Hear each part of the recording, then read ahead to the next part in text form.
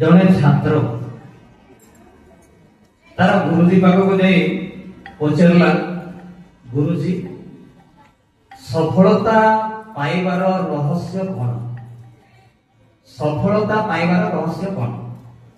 गुरुजी टिके हसीदेले आ शिष्य को कहले तो गोटे कामटे करू, आसंता काली सकाळु नई कूल को आसबू, से मु तो प्रश्नर उत्तर देवी। छात्रटे खुशी हो गला, घर को जाइए। नेक्स्ट दिन सकाळु ठीक समय रे से गुरु को आदेश अनुसार नई कूल पहुंची जाइए।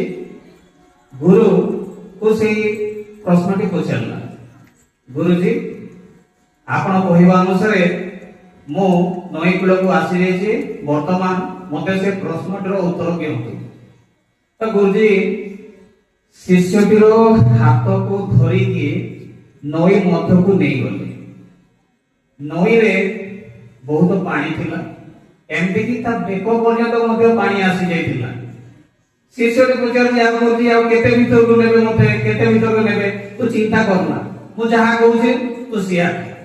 तापर ताको कोन कले ना ता मुंड को धरिके पानी रे बुड़ाई देले, ता मुंड को धरिके पानी रे बुड़ाई देले।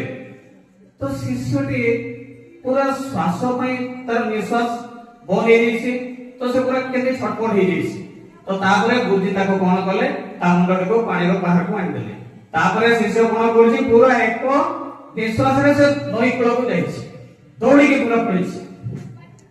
तापरे गुरु ता पछे पछे जाइछन्ते।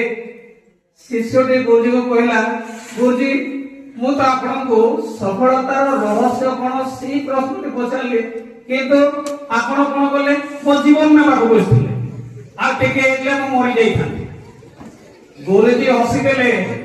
गुरुजी कोन कहले, अरे तू प्रश्नर उत्तर तो पाई देछि, अच्छा मु आ गोटे प्रश्न पचारछि, मो प्रश्नर उत्तर तो दे। तू जेते बेले पानी भितरे थिलु तो मन रे कोन चलीथिला? ना गुरुजी मो मन रे किछि चल नथिला, केवल मो जीवन बंचेवा एका मोर उद्देश्य थिला, आ मो किछि भाबो नथि। बस गुरुजी कहले एइटा ही होछि सफलतार रहस्य। आमे जो काम करिबा जदि आम मनटा से गोटे काम रे का थिबो आ अन्य कोनोसी ध्यान नथिबो, ताहले आमे जीवन रे सफलता पाई परबा। ठीक अछि।